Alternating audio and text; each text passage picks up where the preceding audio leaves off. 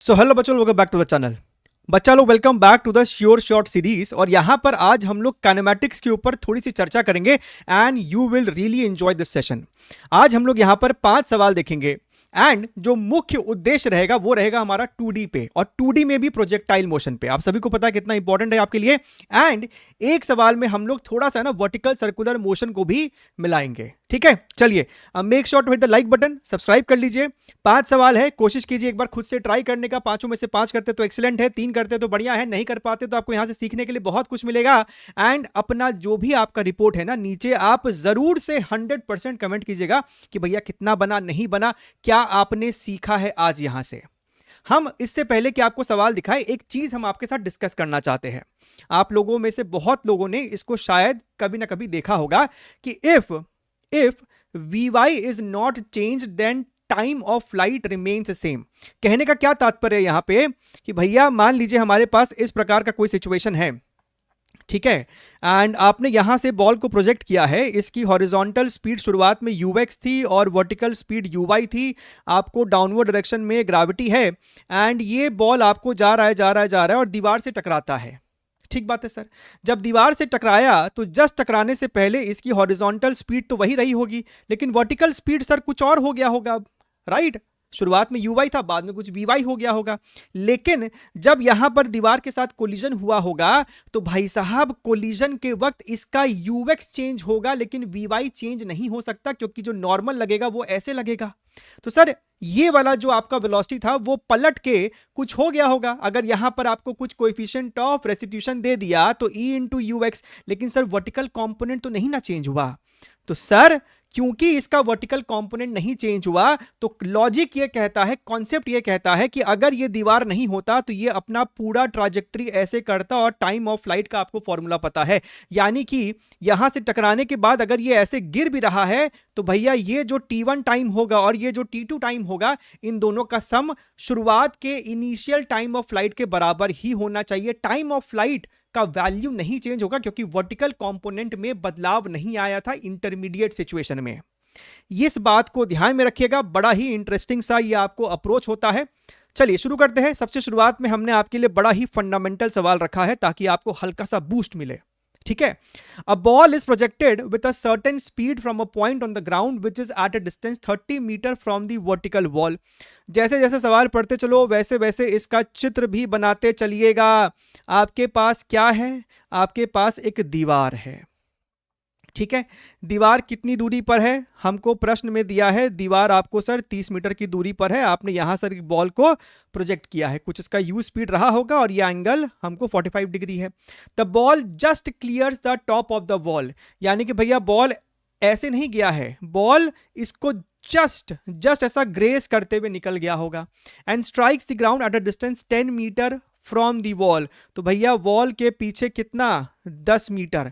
तो इस प्रकार से है ना, आपको कुछ मोशन रहा होगा, ऐसे गया होगा और ऐसे जाके ये यहां पर आपको गिर गया है। ठीक बात है। The height of the wall is h, then 10h की वैल्यू कितनी है आपको यहां पर? अगर तुम्हें ध्यान हो, तुमने इक्वेशन ऑफ ट्राजेक्टरी पढ़ा है और उसमें एक special case of equation of trajectory पढ़ा है। ये इक्वेशन हमारे फॉर्मूला रिवीजन, हमारे डिटेल्ड रिवीजन के अंदर भी है। x tan theta 1 minus x by R. आप में से कितनों को यह चीज ध्यान में था? इंस्टेंटली ध्यान में था, अपना नोट्स रेफर नहीं करना पड़ा था? नीचे कमेंट कीजिएगा। तो हम क्या करते हैं यहां पे, इस फॉर्मूले को लगाने का क्या मतलब है, जहां से प्रोजेक्ट किया है ना उसको ले लो तुम ओरिजिन, ठीक है, और दीवार का जो ये टॉप वाला पॉइंट है इसका लिखो आप x और y कोऑर्डिनेट। अगर ये ओरिजिन है तो इसका जो y कोऑर्डिनेट होगा बेसिकली वही मेरा हाइट ऑफ टावर हो जाएगा, हाइट ऑफ वॉल हो जाएगा, और जो x कोऑर्डिनेट होगा वो तो सर 30 हो जाएगा। तो ये y हमको निकालना है, y अपने को निकालना है। x मेरा यहां पर 30 है, tan 45 डिग्री है, 1 माइनस x मेरे को 30 है, और रेंज क्या है? 30 प्लस 10 यानी कि 40। tan 45 कितना हो जाएगा आपको? 1 के बराबर है। ये वैल्यू 1/4 है, तो सर ये हमको निकल के आ रहा है 7.5, यानी कि h की वैल्यू है 7.5। इसमें 10 मल्टीप्लाई कर दोगे तो आपको ऑप्शन नंबर डी निकल के आ जाएगा। आपका भी आया कि नहीं? चलिए सर ये वाला सवाल तो हम लोगों ने सबने किया है, बहुत ही अच्छी बात है, सुंदर बात है। आपके पास यहां पर एक प्रोजेक्टाइल है, आपने उसको यू वेलोसिटी से फेंका है, 60 डिग्री विद द हॉरिजॉन्टल है, डाउनवर्ड डायरेक्शन में आपको ग्रेविटी है, ठीक है। Time after which ball's velocity is at normal to the initial velocity vector is n second. तो भैया √3n की वैल्यू क्या है, ग्रेविटी को 10 लेने बोला है इस पूरे सेशन में ना, जी को आप 10 ही लेके सॉल्व कर लेना अगर नहीं भी दिया हो गलती से तो। और इनिशियल स्पीड हमको 110 मीटर्स पर सेकेंड है। अच्छा देखिए, बॉल ऐसे जा रहा है जा रहा है जा रहा है जा रहा है जा रहा है जा रहा है जा रहा है, हमको सवाल में कह रहा है कि भाई साहब कभी तो ऐसा मौका आया होगा कि ये जो वेलोसिटी वेक्टर है, ये वेलोसिटी वेक्टर इस वेलोसिटी वेक्टर के परपेंडिकुलर है, ठीक है। देखिए बड़ा ही सिंपल सा इसका अप्रोच है, आई होप आप लोगों ने ये सवाल जरूर से क्रैक किया होगा। आप क्या करो, आप इसका इनिशियल वेलोसिटी लिखो, ये u की वैल्यू कितनी है, 110 है ना, 110 मीटर्स पर सेकेंड। तो हॉरिजॉन्टल कंपोनेंट हो गया आपको u cos 60 डिग्री, राइट। तो कितना हो गया आपको ये 55 मीटर्स पर सेकेंड, ठीक है। और वर्टिकल कंपोनेंट आपको कितना हो जाएगा यहां पर, व्हाट इज दिस वैल्यू, ये आपको बेटा जी हो जाएगा हाँ 55 √3 मीटर्स पर सेकेंड, u cos 60 और u sin 60। अच्छा अब यहां पर अगर तुम ध्यान से देखो ना, तो सबसे पहले लिखो आपको initial velocity vector, initial velocity vector is equal to your 55 i cap plus 55 √3 j cap. अब फाइनल वेलोसिटी वेक्टर, ये आपका समय शून्य, हमने बोला कि भैया किसी टाइम t पर ये सिचुएशन आपको आया कि वेलोसिटी वेक्टर इसके परपेंडिकुलर है, तो इस टाइम पे वेलोसिटी वेक्टर लिखो, वेक्टर फॉर्म में लिखो। तो आपको पता है ना कि हॉरिजॉन्टल स्पीड तो कभी भी नहीं चेंज हुआ होगा, उसका डायरेक्शन भी नहीं चेंज हुआ होगा, तो 55 आई कैप आपको रहेगा। और वर्टिकल वी वाई क्या हो जाएगा आपको, वी वाई आपको हो जाएगा u y minus g t, मानते हो। तो भैया यू वाई कितना था 55 √3 माइनस 10 इंटू टी, ये आपको हो गया है जे कैप। और हमसे कह रहा है कि भैया ये वेक्टर आपस में परपेंडिकुलर है, तो क्या आपको ये काम नहीं कर रहा है कि सर इसका डॉट प्रोडक्ट को जीरो कर देते हैं, तो करो। इसका और इसका जब डॉट लोगे तो 55 के साथ आपको स्क्वायर हो जाएगा, प्लस ये वाला टर्म इनटू दिस टर्म होगा आपको, तो मल्टीप्लाई कर डालो, तो ये आपको हो जाएगा 55 square into 3 minus 55 √3 multiplied by 10t equals to 0। तो अगर तुम ध्यान से देखो तो भैया 55 स्क्वायर स्क्वायर आपको यहां पर मर जाएगा, तो ये हमको हो रहा है 55 कॉमन ले लिया तो 4 हो जाएगा, 55 इंटू 4 डिवाइडेड बाई, ये आरएचएस में जाता तो डिनोमिनेटर में आपको आ जाएगा यहां पर √3 इंटू 10 इक्वल्स टू टी, आपका भी आया होगा, राइट। सो 5 to 11 ये आपको हो गया है 2, यानी कि t की वैल्यू आपकी आई होगी 22/√3 second.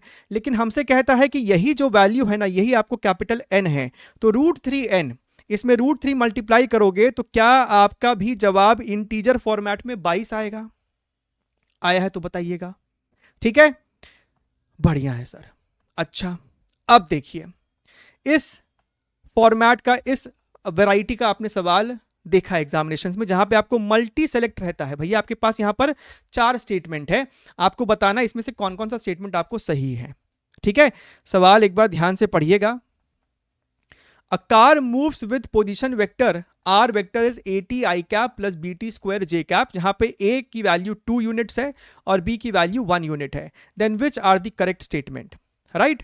Angle between velocity vector and acceleration vector at t equals to 1 second is 45 degree. Car moves on a parabolic path. चलिए देखते हैं, ये आपको पूरा जो है सिस्टम आपको हॉरिजॉन्टल प्लेन में मान सकते हैं, हालांकि आपको ये दे दिया है पोजीशन वेक्टर। तो हम कह रहे हैं कि पोजीशन वेक्टर को क्या अपने लिख नहीं सकते हैं, a की वैल्यू को 2 कर दो तो ये आपको हो गया ना 2t i कैप प्लस ये आपको 1 है, तो ये आपको हो जाएगा t स्क्वायर j कैप। मतलब वेलोसिटी वेक्टर क्या हो जाएगा dr/dt, इसको डिफरेंशिएट करोगे तो क्या होगा 2i cap plus 2t j cap. What is acceleration vector, इसका फर्दर डिफरेंशिएशन करेंगे तो ये कितना हो जाएगा 2j कैप। अच्छा बढ़िया है।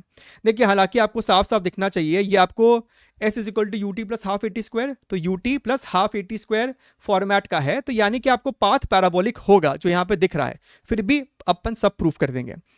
अब देखिएगा, हमको 1 सेकंड की बात की जा रही है, तो 1 सेकंड पर वेलोसिटी कितना है, ये आपको नहीं हो जाएगा 2i cap plus 2j cap, और एक्सेलरेशन तो भैया आपको हमेशा ही 2j कैप है।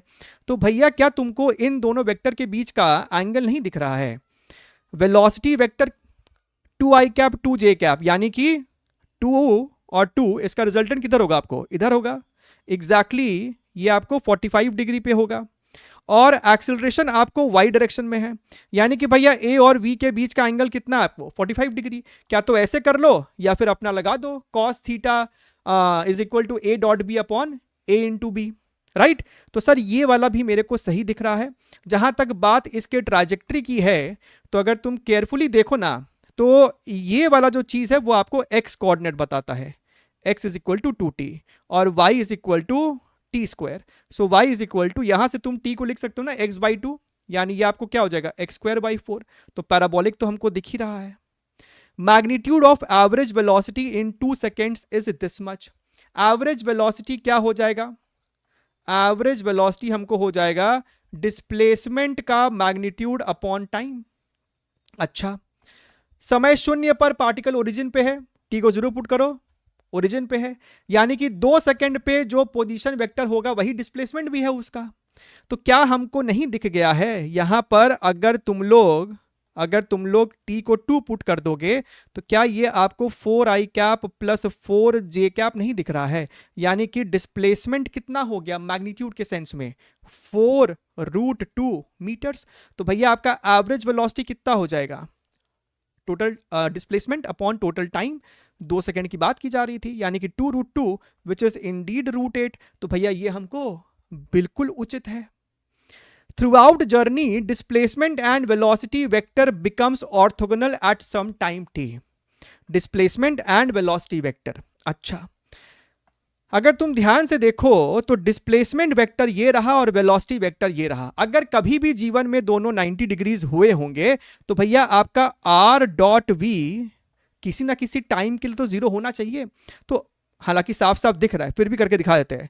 दिस इंटू दिस करोगे तो ये आपको हो जाएगा 4t, plus this into this करेंगे तो ये आपको हो जाएगा 2t क्यूब इक्वल टू 0। क्या किसी भी t के लिए ये आपको 0 होगा? क्या तो t की वैल्यू नेगेटिव आएगी या फिर आपको एग्जिस्ट नहीं करेगी? तो भैया नेगेटिव टाइम या फिर आपको कॉम्प्लेक्स नंबर तो पॉसिबल ही नहीं है, यानी कि ये आपको केस पॉसिबल नहीं है। तो A, B and C, which means option number 4 is the correct answer.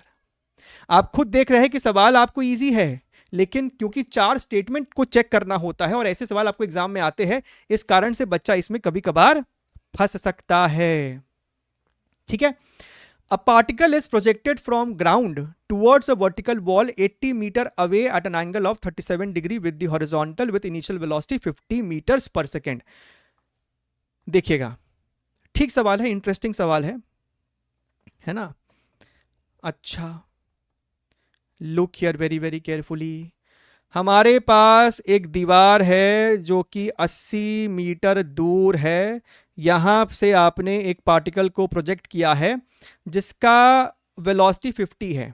ये जो है ना, ये आपने दिया है कितना? 50, और ये वाला एंगल हमको विद द हॉरिजॉन्टल 37 डिग्री दिया है। हमसे कहता है कि भैया after its collision with wall and then once with ground, find at what distance in metre from wall will it strike the ground.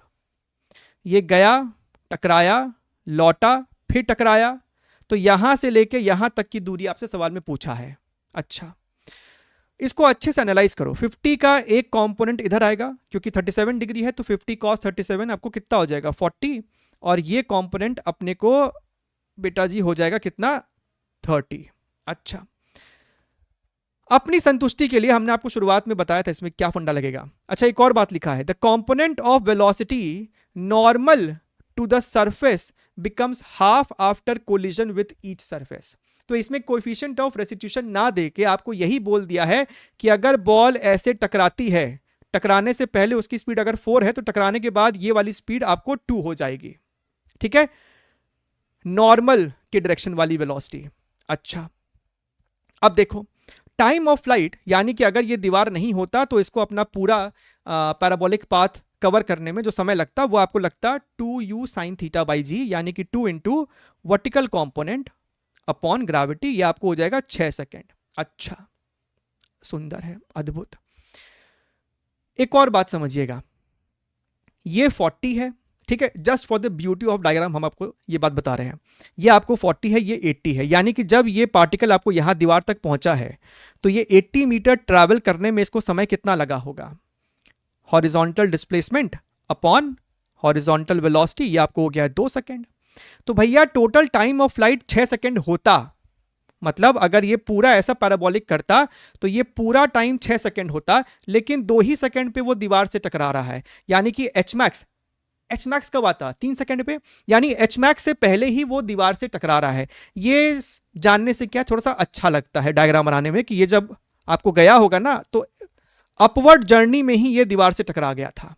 अच्छा, टकराने के जस्ट पहले, अच्छा ये वाला टाइम हमने सॉल्व कर लिया ना, ये आपको आया है 2 सेकेंड।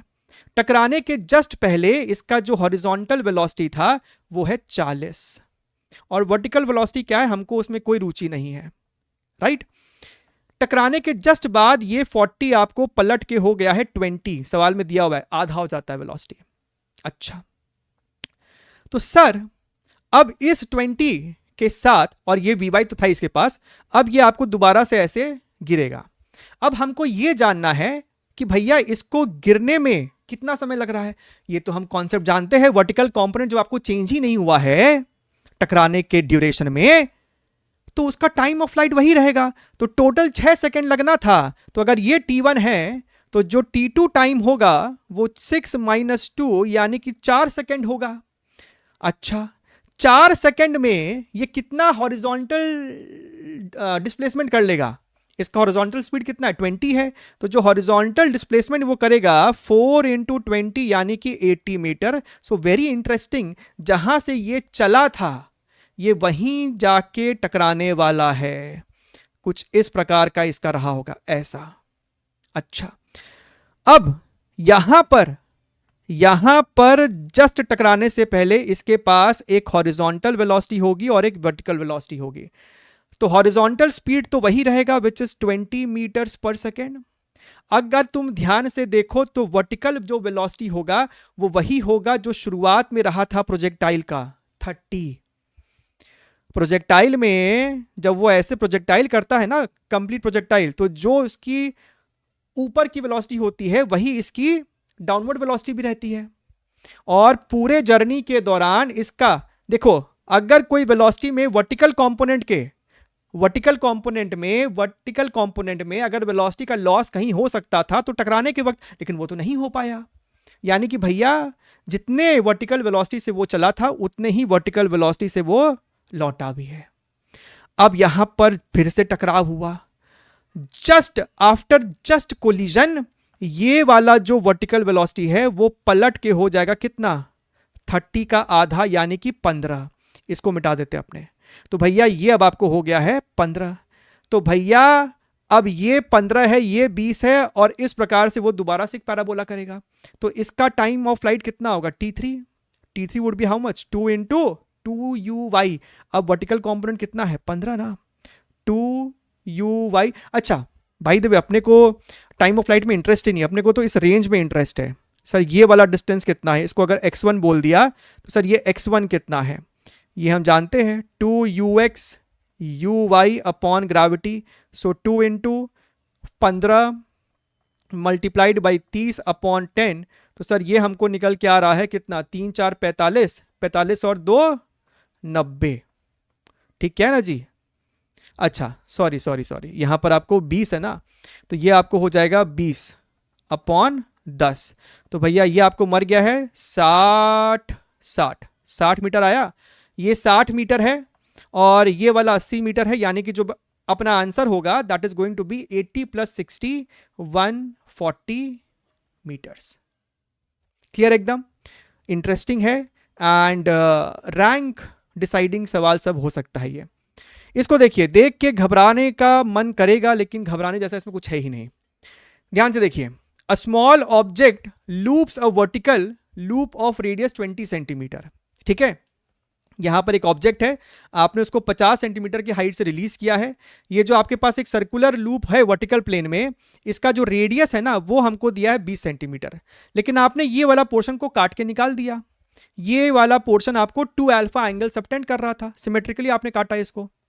अच्छा, तो भैया ये ब्लॉक बेसिकली आता है आता है आता है आता है आता है, और यहां पर भैया इस पॉइंट की बियॉन्ड अब वो सर्कुलर पाथ पे रह ही नहीं पा रहा है, क्योंकि अब वो यहां से पैराबोला करते हुए, और सवाल में कहता है कि भैया ये वो यहां से पैराबोला करते हुए एग्जैक्टली बी पॉइंट पर ही जाके गिरा।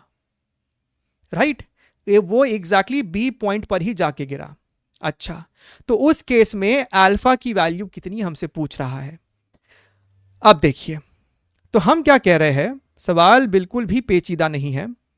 यहां पर ए पॉइंट पर पहुंचने के बाद इस ऑब्जेक्ट की, यहां पर इसकी स्पीड 0 है, यहां पर इसकी वेलोसिटी क्या है, मान लेते हैं सर v है। राइट, अगर तुम केयरफुली देखो, ये टोटल एंगल 2 अल्फा है, यानी कि ये वाला एंगल हाफ एंगल अल्फा है। अगर ये अल्फा है तो सर ये वाला एंगल 90 माइनस अल्फा, मतलब सर ये एंगल अल्फा। तो सर यहां से यहां जो वो आपको पैराबोलिक पाथ करके एग्जैक्टली बी पे ही गिरने वाला है, तो सर ये ए बी तो बेसिकली पैराबोला का रेंज हो गया, और ये आपको initial velocity of projection velocity, और ये आपको हो गया अल्फा।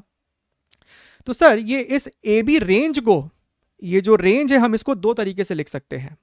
एक तो हम लगा दे formula u square sine 2 theta upon g, तो वी स्क्वायर साइन 2 अल्फा है ना, तो हम इसको लिख सकते हैं 2 sine alpha cos alpha upon g. और रेंज को एक और तरीके से लिखा जा सकता था, ये आपको रेंज है, हाँ इसको रेडियस मत पकड़ लेना, ये आपका रेडियस है।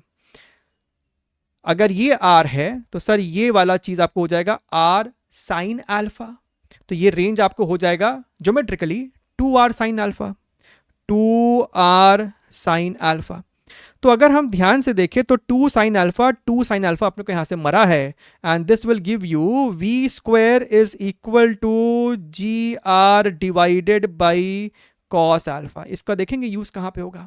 अच्छा, अब ये जो वेलोसिटी है उसको लिखने का बड़ा ही सरल सा तरीका है, एनर्जी कंजर्वेशन। शुरुआत में पार्टिकल यहां पर है, अभी यहां पर है, तो नेट लॉस इन हाइट कितना होगा। अगर आप ध्यान से देखें ना, ये आपका रेडियस है, आपको डेटा में दिया हुआ है कि रेडियस आपको 25 सेंटीमीटर है, सॉरी 20 सेंटीमीटर है, और जो हाइट है इसको हम हाइट कह रहे हैं, और जो हाइट है आपको वो 50 सेंटीमीटर है। ठीक बात है, तो क्या हम नहीं कह सकते कि हाइट जो है वो बेसिकली 2.5 टाइम्स आपका रेडियस है।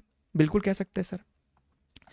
सो what I am trying to say is कि आप लगा सकते थे energy conservation, loss in height, ये वाला हाइट का जो लॉस हुआ है, loss in height is equal to gain in kinetic energy. So m से एम आपका मरा, तो यहां पर हम देख सकते हैं कि v square is equal to 2g h prime. And what is h prime?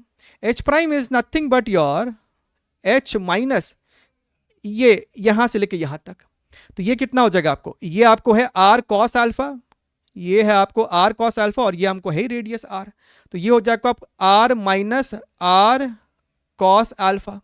अच्छा, अगर तुम और ध्यान से देखो तो भैया तुम्हारे पास वी स्क्वायर की वैल्यू है, that is your g r divided by cos alpha equals to your 2g h की जगह हम लिख सकते थे 2.5 r, so 2.5 r minus r. या फिर तुम एक काम करो ना, अगर तुम ध्यान से देखो तो अब आपको लेफ्ट साइड और राइट साइड में है ना सब सेंटीमीटर में ही रख दो, क्योंकि ग्रेविटी आप मार रहे हो यहां से।